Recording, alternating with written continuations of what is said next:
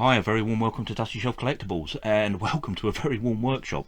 Not been recording a lot of videos recently because it's just been too warm. I've been out in the garden enjoying the weather, but I thought I'd come in and do this one. Now, when I started Dusty Shelf Collectibles, the intention was to take things out of my varied and quite eclectic collection and tell you about them, as I've said before, to tell a story about them to anybody who's willing to listen. And I thought we'd go back to my sort of roots of the intention of the channel. I've done a lot of videos recently on days out and things, and I've just picked something at random, and this is it. This quite almighty bolt fixing. Now, this is actually from a roller coaster, and I've said before I love my roller coasters and I love all the theme park stuff.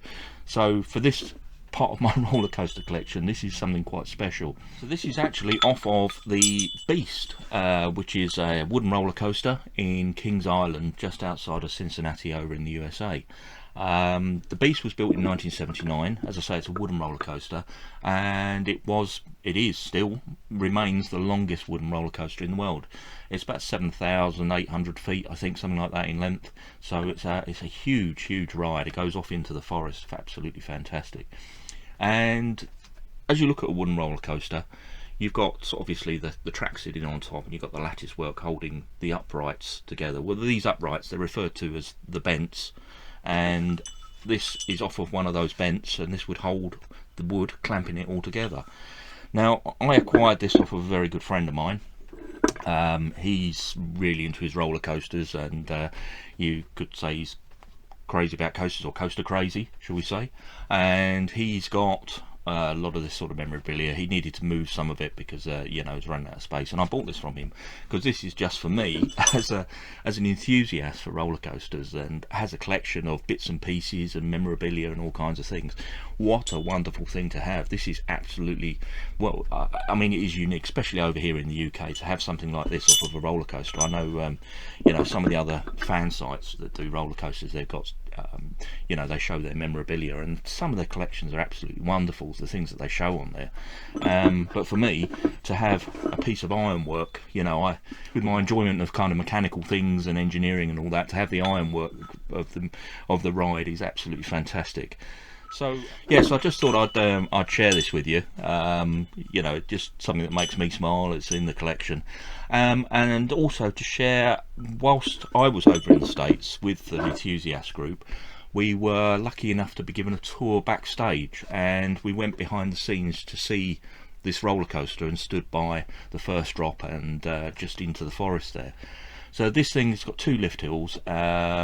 It was actually designed in-house. Now I've got the guy's name here, hang on a minute, let me check, because I just want to make sure I got it right. So it's Al Collins and Jeff Gramke who designed the ride, but they brought a legendary designer, John Allen, who's if you know anything about roller coasters, you know who John Allen is. They brought him out of retirement just to do some calculations on it, so he had a hand in putting this together. He also, the story behind John Allen is he's famous for the Kings Island Racer, in that that sort of kick-started the new sort of race for roller coasters, and he designed the racer. But anyway, I'm rambling. So yes, this thing has two lift hills. You come off the first lift hill, down into a tunnel, banks off to the left, and then you disappear off into the forest. It does trundle in places, but it's still quite fast. The times I've been on it, it was quite heavily braked to slow it down. Obviously, it's when it's running at full speed, it was shaking itself apart, so it was trimmed back. I rode it a few years ago. But then you come round to a second lift hill, which brings you back up. It's almost parallel, running in the same orientation as the first drop.